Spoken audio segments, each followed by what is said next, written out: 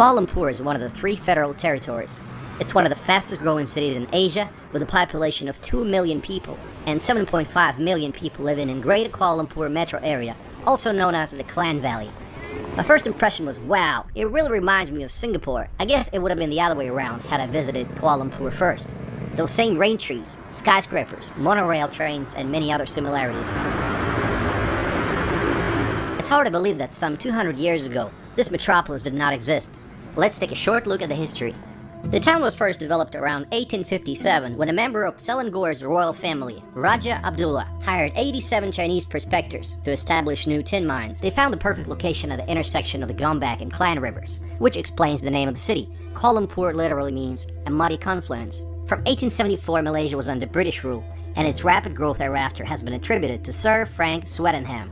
Kuala Lumpur cityscape looked like in the 1980s before KLCC was created.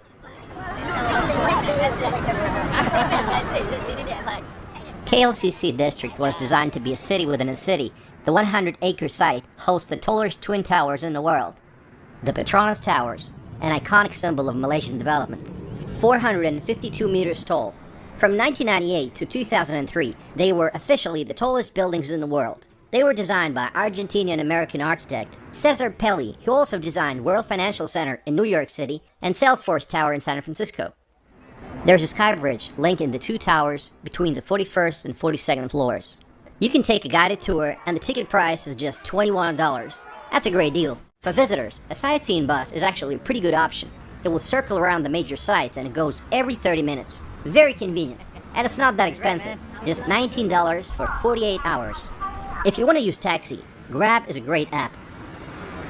Is it difficult to be driving in Kuala Lumpur? Not really.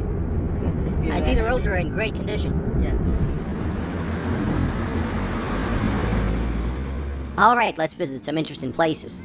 Merdeka Square, or Independence Square, is one of the most popular places in the city. It was formerly used as the cricket field of the Selangor Club. It was here that the first Malaysian flag was raised to mark the country's independence from the British rule on August 31st, 1957. Since then, the Independence Square has been the usual venue for the annual Independence Day Parade. When it comes to demographics, Kuala Lumpur is comprised of 3 major ethnic groups. That is Malay people, 46%, then Chinese people, 43%, and finally Indians, 10.5%. And right now, we're in this little district called Little India. Let's visit Little India, or Brickfields District, that's the official name.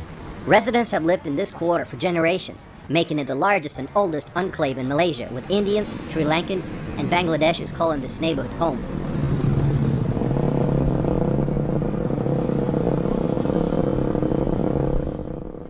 Today it's quickly becoming a property hotspot because of its proximity to Kuala Lumpur's prime transport hub, KL Central.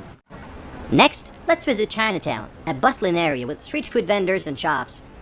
Huan Yin, which in Chinese Mandarin means welcome, and I welcome you to Chinatown of Kuala Lumpur. This place is just busy all the time. People come here to try some Chinese cuisine and get some counterfeit goods. You know, if you want to appear wealthier than you are, you might want to buy some fake brand products like watches and clothing, and so that's why people come here. He took me to his neighborhood, Kapong, which is also predominantly Chinese. Oh, Duncan, explain where we are. It's Kapong is somewhere where I'm staying right here, right now. Okay. Okay, I'm staying for almost... You call it a Chinese village? Previously, yes. Okay. It was a village. Now it become a small town. Today, the city comprises a mixture of old colonial influences, Asian traditions, Malay Islamic inspirations, modern and postmodern architecture. It's this combination of different architectural styles, the old and the new, that makes Kuala Lumpur so photogenic. For example, Kuala Lumpur railway station was completed in 1917, and it was designed by British architect Arthur Benison Hubback. He was able to incorporate the unique Anglo-Asian architecture in the design of the station. Kuala Lumpur has been named the best city in the world for foreign workers numerous times, mainly because of its great work and life balance and for the friendliness of its citizens. What makes Kuala Lumpur such a great city? It's great for expats to work and live in because of its well-developed infrastructure and low cost of living. Many foreigners choose a neighborhood downtown or near it where you'll find monthly rent in the range of $600 to $1,000 for a nice furnished 1 to 2 bedroom apartment in a serviced condominium. Most buildings are modern and spacious. The living areas are open plan and most contain floor-to-ceiling windows, allowing for year-round sunshine to beam through. The property prices are among the cheapest in Southeast Asia. The city is expanding fast and construction is everywhere. What about economy? In 2019, the city's GDP was $60 billion, which is $31,000 per capita. Not bad. You'll be surprised to see local car brands like Proton.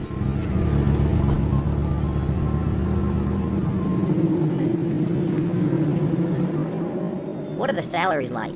A teacher's starting salary is around $450 and can go well over $1,000 a month. A taxi driver makes around $300 to $700. Not a lot, I know, but there's a lot of competition. Expats normally make in the range of $2,000 and $3,000 a month, which is great considering how inexpensive everything is. Basically anything above $1,000 a month is considered a good salary here. Tipping is not common practice, and most restaurants will simply apply a service charge directly to your bill. I saw a few homeless people here and there. Currently there are around 1,400 homeless people living on the streets of Kuala Lumpur, and sometimes things get a little bit out of control.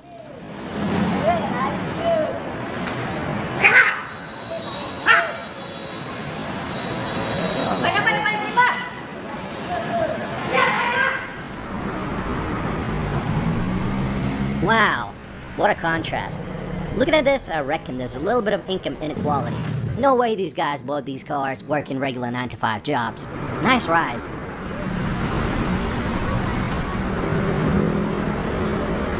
If you love shopping, you're gonna love it here. The city houses some of the world's largest shopping malls, such as Pavilion Mall. It's called a shopping paradise by many locals. It's a multiple award-winning shopping mall with 700 stores spread over 10 floors and with an enormous food court. It's located in Bukit Bintang, the shopping and entertainment center of Kuala Lumpur. Now let's visit the major sites of the city. The Batu Caves are one of the country's biggest tourist attractions. On the way to Batu Caves, you'll see the area where the original tin mines were located in the 19th century. The Batu Caves are located within a high limestone outcropping. A colossal gold-plated statue of Murugan, the Hindu god of war, made from reinforced concrete and 2.7 meters in height, stands near the base of a flight of 272 steps. As visitors climb the steps, they are frequently bothered by macaques begging aggressively for food.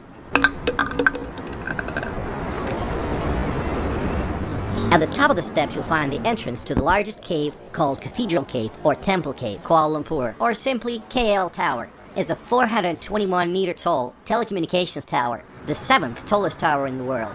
Its construction was completed in 1994. There's a nice observation deck at the height of 335 meters.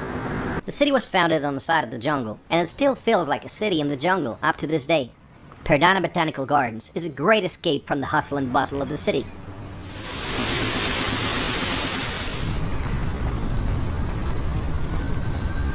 The Botanical Garden is like jungle in the middle of the city.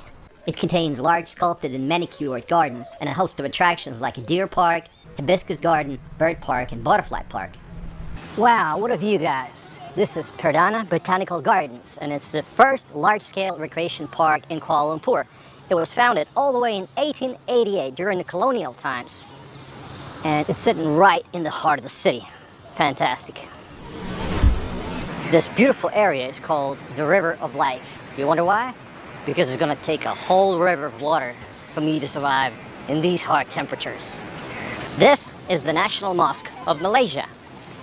The building was completed in 1965 and is mostly noted for its tall minaret, 73 meters tall, and also the roof that looks like a 16-pointed star. Yes, guys, this is the second tallest tower in the world. It's called Warisan Merdeka Tower. Matter of fact, the height is 679 meters. So it's the second tallest building after Burj Khalifa.